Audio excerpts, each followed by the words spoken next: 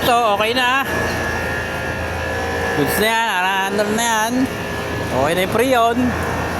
Ito, okay na rin to. Okay na yung Freon. Ito, okay na rin to. Mga na-under na yan. Ha?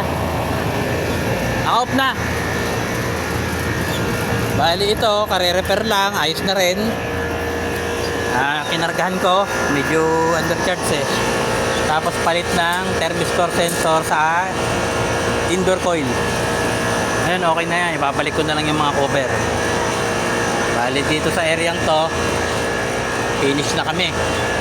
Doon naman sa kabila, may 4 pang ganito dun eh. Maraming trabaho dito. Ayan, pahawa ko oh.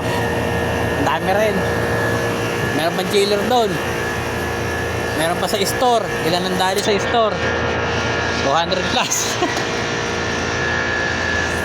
Sige mga kamaster, sinare ko lang tong trabaho dito. Medyo masailang din pala to ang daikin na to gawin.